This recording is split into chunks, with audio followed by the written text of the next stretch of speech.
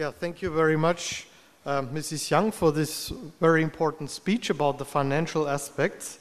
That is a very, very important element, of course, also for the future investment in wind power.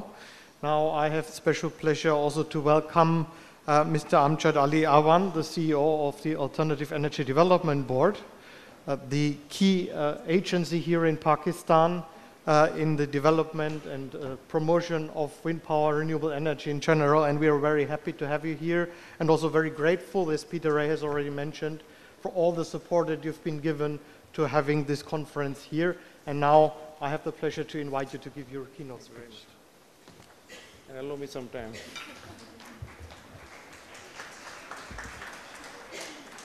Bismillahirrahmanirrahim.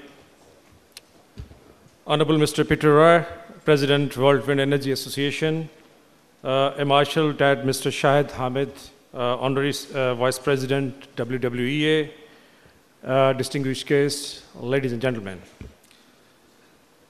It's all privilege is mine to be here. It's my sheer honor to be here on this event, and I would like to congratulate WWEA team, and I would like to mention specifically about Air Marshal Shahid and his team who made it and who have been the key counterpart in organizing this event, the 17th World Wind Energy Conference in Pakistan and Karachi. Ladies and gentlemen, energy is deemed as a driving seat of the economy and a linchpin to economic development. You cannot develop a strong economy at the cost of your energy insecurity. And similarly, you cannot ensure energy security without having a strong and solid base of the economy. So these both factors, energy and economy, are susceptible to each other, influence each other. So whenever to develop any national strategy for economic development, energy must be the key consideration inside that. And we have to strategize energy in such a way to ensure smooth supply, to feed the demand in current situation and future perspective in a sustainable way, in the most affordable way. Ladies and gentlemen, I would like to highlight that the last century we witnessed moderate fossil fuel prices. And there were many reasons behind that, but one of the key reasons was very stunning. And that reason was to hide the alternative energy resources from the radar of research and development. That actually happened. And we witnessed, and that actually resulted the delay in terms of the change or shift in terms of the sustainable energy resources like wind energy and biomass and geothermal, because those energy resources, fossil fuels, were given you at moderate price, and it actually intoxicated the energy market in the world. But now the situation has changed. In 2017, renewables count for 70% of the net additions in the power generation capacity in the world. Out of that, 55% share goes to solar, 29% share goes to wind, and rest to other energy resources like hydro and other things, other factors. In year 2016, the investment in the renewable energy in the world actually doubled the fossil fuels. It was actually a double figure. And in 2016, in the same year, that was the 5th consecutive year when investment in the renewable was actually doubled. And what about the final energy consumption? Renewable energy account for 18.2% of the final energy consumption in the world. And I would like to highlight the wind sector as well. Wind right now, the installed capacity in the world is 539 gigawatt. That means it actually feeds the 5% of the electricity demand in the world. And we have seen some countries perform tremendously. I would like to mention about Denmark.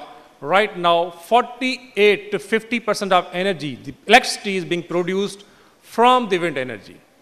And wind energy has actually replaced the carbon of the quantum of 189 million tons only in the year 2017. So that shows the impact of wind energy in the world.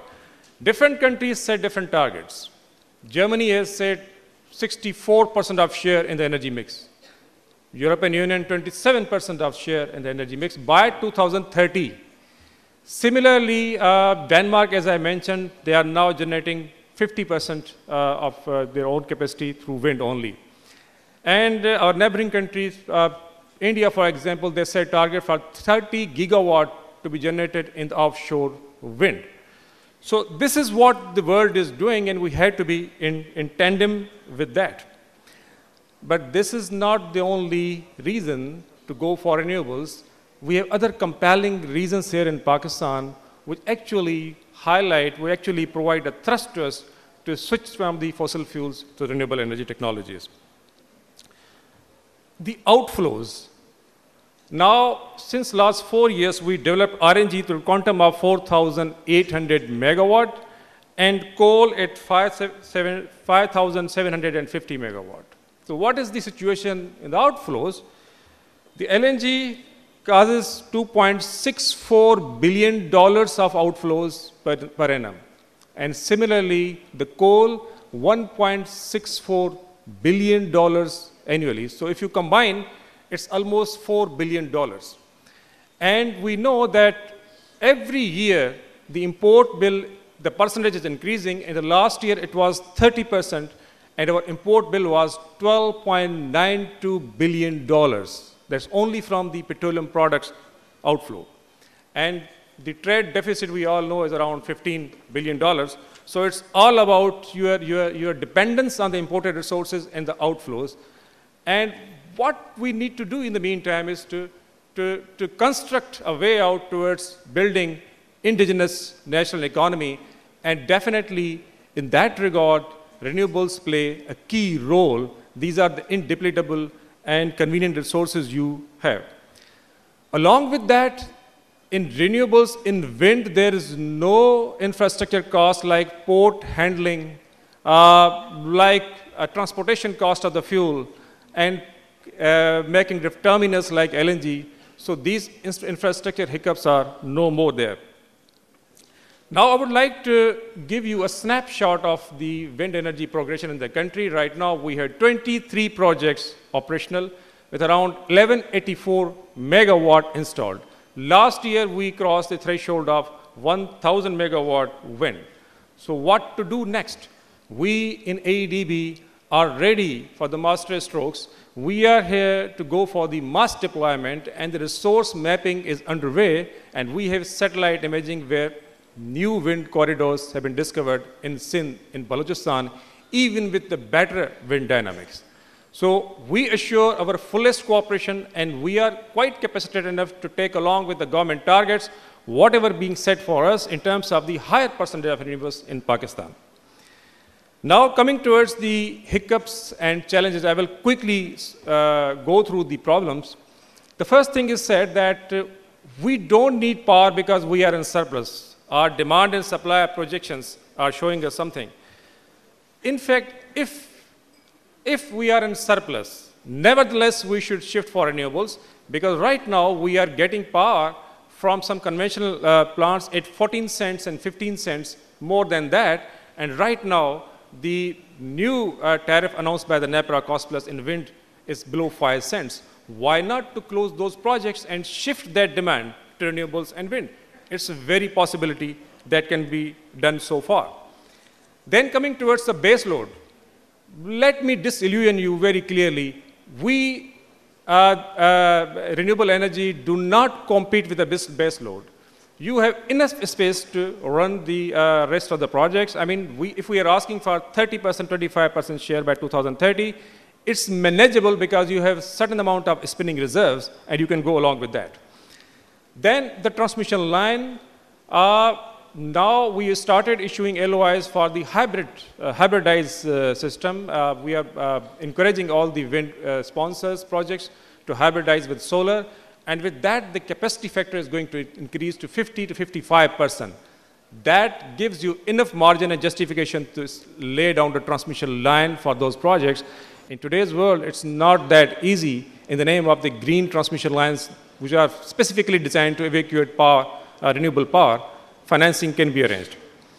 Now, finally, from here onwards, as I mentioned, 1184 megawatt installed. We are going for the mass scale. The strong recommendation from our side is the ownership and commitment by the government. We definitely encourage to set targets and give ownership to the wind energy in this country. And secondly, we have to learn and adopt the modern modalities and methods to integrate the variable renewables with the rest of the conventional energy. There's very much possibility. And lastly, for any policy to conceive in this country, energy security and indigenized economy must be the key preferences. And your policy framework should be such as that it should not be frequently reversible. Your policies must be solid, must be robust, and must be reliable and dependable. My final words. In mid-80s, we discovered charcoal.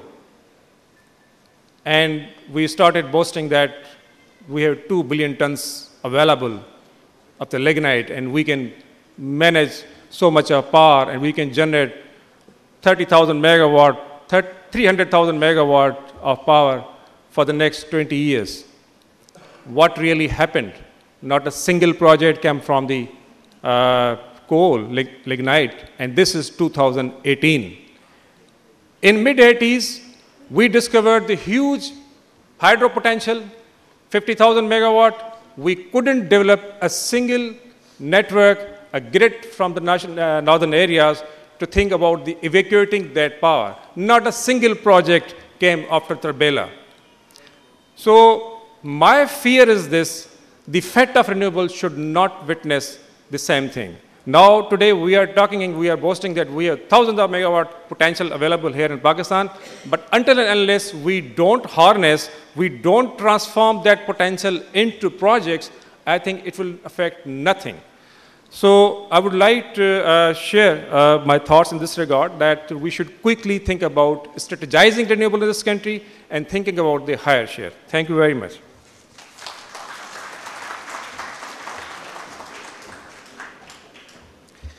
Yeah, thank you very much. That was a great pleasure to hear your clear words.